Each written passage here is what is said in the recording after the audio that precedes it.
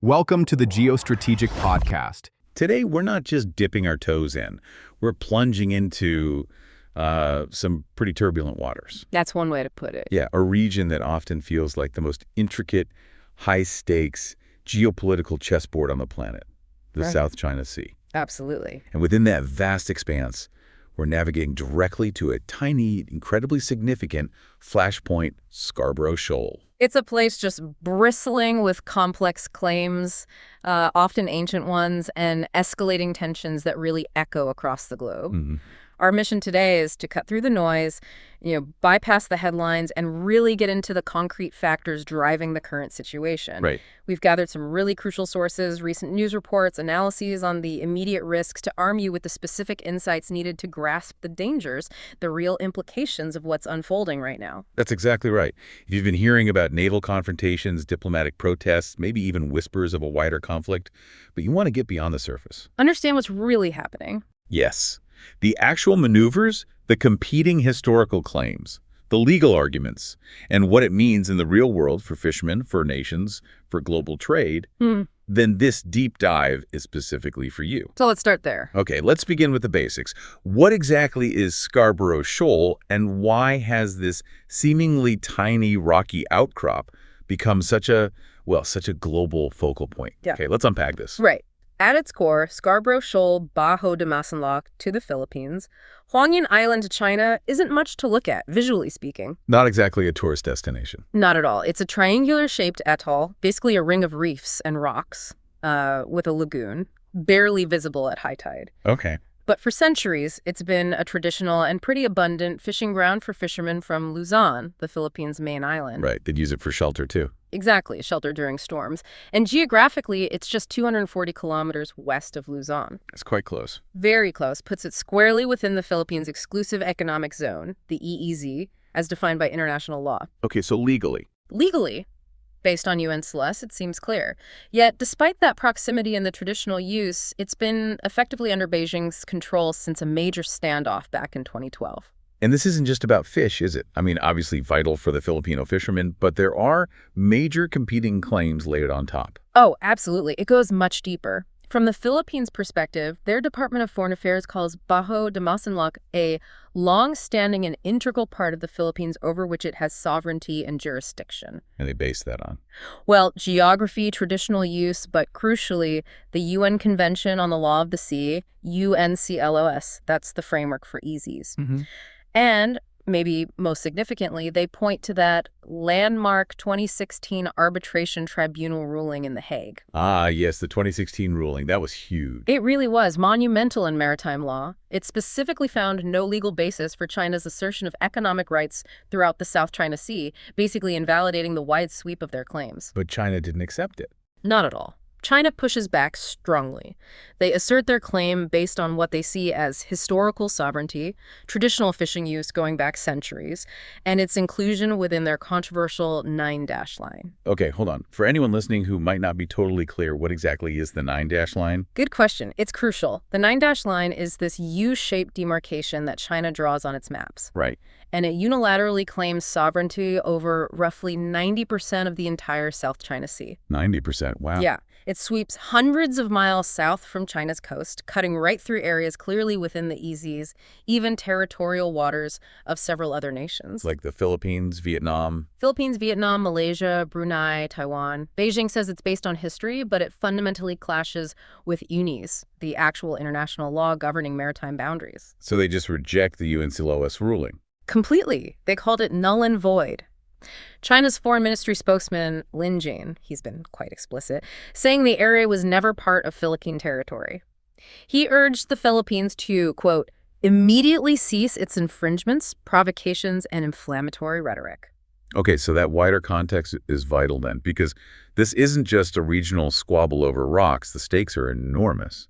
Incredibly high. You're talking nearly 60% of global maritime trade, trillions of dollars in goods passing through the broader South China Sea every year. Trillions. Plus, Huge fishing grounds, vital for food security for millions, and potentially significant untapped oil and gas reserves. Right.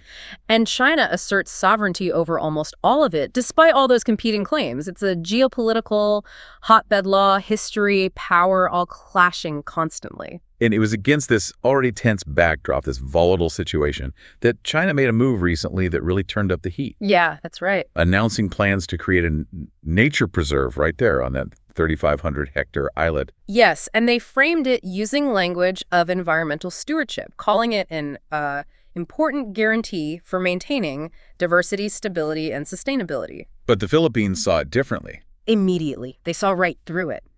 The Department of Foreign Affairs promised a formal diplomatic protest against this illegitimate and unlawful action. They recognized it as a direct challenge. And their national security advisor, Eduardo Ano, he was even more blunt, wasn't he? Much more direct. He called China's planned Huangyan Island National Nature Reserve simply patently illegal. Didn't pull any punches. No. He explicitly cited violations of UNCLS, that binding 2016 ruling, and also the 2002 Declaration on the Conduct of Parties in the South China Sea, which calls for restraint. So not just illegal, but provocative. That's the clear implication. Ano suggested it's, quote, less about protecting the environment and more about justifying its control over a maritime feature that is part of the territory of the Philippines. And its waters lie within the exclusive economic zone of the Philippines. I remember reading that. Exactly. He even said it is a clear pretext towards eventual occupation. Wow, strong words. Occupation. It highlights the deep suspicion about China's motives. Using environmentalism to solidify territorial claims, it's a known tactic. But here, given the history, it's particularly inflammatory. And the international community reacted. The U.S. Absolutely took notice, especially the United States, given its defense treaty with the Philippines. Secretary of State Marco Rubio expressed strong support for Manila. What did he say? He characterized China's move as yet another coercive attempt to advance China's interests at the expense of its neighbors and regional stability. Coercive. Yes, and called it another example of Beijing using pressure tactics to push expansive maritime and territorial claims, disregarding the rights of neighboring countries. That kind of framing from a major power adds significant weight. So it brings up the question, why now? Why this nature reserve plan at this specific moment? That's the key question analysts are asking. According to Julio Amador III, he's the CEO at Amador Research Services, a Manila-based risk firm. He suggests Beijing is likely testing Manila's resolve, probing. Seeing how far they can push. Exactly. He thinks if China perceives no effective pushback, if the response isn't strong, unified, consistent, there's a strong chance they'll try the same thing elsewhere in the region. A sort of salami slicing tactic. Precisely. Testing the boundaries, inch by inch. So we've got the legal arguments, the diplomatic protests. But this isn't just happening on paper, is it? The situation on the water is getting physically dangerous. Dangerously so. Fast. We're seeing a significant and frankly alarming increase in confrontations, unsafe maneuvers. By both sides. Primarily by China Coast Guard and maritime militia against Philippine vessels, but the Philippines is also pushing back more assertively. And often the U.S. is involved in patrols, too. Right. Which leads to these incidents. Incidents that could easily, through accident or miscalculation, spark something much, much bigger. And this is where these gray zone tactics come in. Exactly. It's fascinating and deeply concerning. These are actions deliberately designed to fall short of outright conventional war. How so? They aim to assert control, change the facts on the ground without crossing that clear red line that triggers an overt military response. It's like constantly pushing, nudging, harassing. Staying just below the threshold. Precisely. Our sources detail relentless use of water cannons against Philippine boats. We've seen videos of that. Quite dramatic. Very. Also, incredibly close ship encounters risking collision, unsafe aerial intercepts by Chinese military aircraft against Philippine and U.S. patrols. Intimidation, basically. Calculated intimidation and harassment, yes. But it carries an extremely high risk of miscalculation. One wrong move. And there was a concrete example recently, a collision. Yes, stark and concrete. Yeah. Just last month, August 2025, a collision between a Chinese Navy destroyer and a China Coast Guard ship. Near Scarborough Shoal. Right near it. Then the irony. Both Chinese vessels were apparently harassing and pursuing a Philippine Coast Guard patrol boat when they hit each other. Wow. That really highlights the danger. It absolutely does cause serious damage. It just vividly illustrates the risks of these close quarters games of chicken in contested waters, how easily things could escalate, maybe lead to casualties. And both sides are flexing their military muscles, too, with drills. Oh, yes. Signaling resolve. Last month, the Philippines held joint naval drills with Australia and Canada east of the shoal, simulating aerial threats, a clear message. Towing alliances. And capability. China, meanwhile, insists it will defend the area full stop. They've done their own aircraft carrier drills, naval exercises nearby, asserting dominance. So, tit for tat. Constant tit for tat, Yeah. show of force, counter show of force. It just adds layers of volatility. Every encounter becomes a potential flashpoint. Okay, so let's bring it all together. For someone listening, trying to understand the bottom line, what does this all mean right now, based on everything we've looked at? What are the immediate risks of military escalation around Scarborough Shoal? Let's get concrete.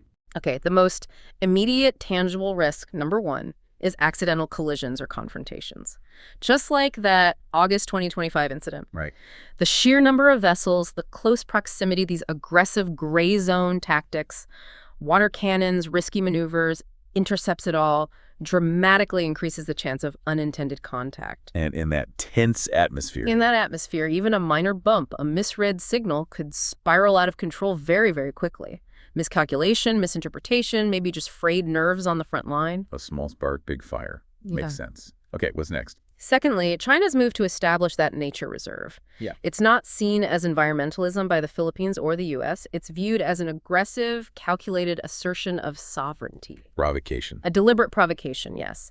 It seems designed to elicit stronger military responses from Manila, maybe draw Washington in further, creating this dangerous cycle. Action, reaction, escalation, pushing closer to a threshold. And that directly leads to the U.S. involvement risk, doesn't it? It does. That's the third major immediate risk. Yeah. China's increasingly assertive, militarized posture there could very directly draw in the United States because of its mutual defense treaty with the Philippines. The treaty obligations kick in. Potentially. A clash between China and the Philippines, even if initially small, could, with alarming speed, escalate into a much broader, far more dangerous conflict involving a global superpower. That changes everything. A regional incident becomes global. Instantly. And finally, we cannot forget the local human dimension. The fishermen? The fishermen and the environment they depend on. The fourth risk is the potential environmental damage and the severe disruption to traditional Filipino fishing livelihoods. How does that increase military risk? Well, China's actions, blocking access, harassment, the reserve plan itself, deepen local grievances. This understandably increases Manila's determination to patrol, to protect its citizens, assert its rights. Which means more face-offs. It's exactly. More direct encounters, more opportunities for conflict. So you have this toxic mix. Dangerous maneuvers, strategic provocations, treaty obligations, local desperation. It creates an incredibly volatile environment. Or even small things could blow up. Precisely. Blow up into a major military confrontation involving multiple players. That's the immediate danger zone we're talking about. Right. We've certainly peeled back a lot of layers today. From the deep historical claims and the huge geopolitical significance of Scarborough Shoal, through the specifics of China's nature reserve plan and the really strong reactions it provoked. Yeah. Right into the very real physical dangers of these military maneuvers and the whole gray zone strategy. It really feels like the situation around Scarborough Shoal is a microcosm, doesn't it? A snapshot of the broader escalating tensions across the entire South China Sea. It does. It's where these old historical claims, modern international law, and raw power politics just smash together with immediate, tangible, and potentially catastrophic consequences. The immediate risks we've laid out: accidental clashes, deliberate escalation, wider involvement, they make it a critical flashpoint. Needs constant watching, clear understanding of the stakes. Okay, so to wrap up, what's a provocative thought for you, our listener, to take away from this deep dive today? If these gray zone tactics keep pushing the boundaries of international law, keep blurring the lines of acceptable conduct in such a vital global waterway, tactics designed specifically to gain ground without triggering war, Yeah. how do nations maintain stability when those lines are constantly being moved? How can global powers effectively balance their own strategic interests, things like freedom of navigation, regional alliances, with the incredibly pressing, urgent need to stop these dangerous incidents from accidentally boiling over into a full-blown military conflict? That's the multi-trillion-dollar question, isn't it? It really is. It demands careful strategic thought from capitals around the world, and it resonates far, far beyond just the waters of Scarborough Shoal. Thanks for tuning in. If you found this discussion valuable, please like, share, and subscribe to the Geostrategic Podcast for more in-depth analysis on topics that shape our world. Stay informed, stay ahead, and stay tuned for the next episode.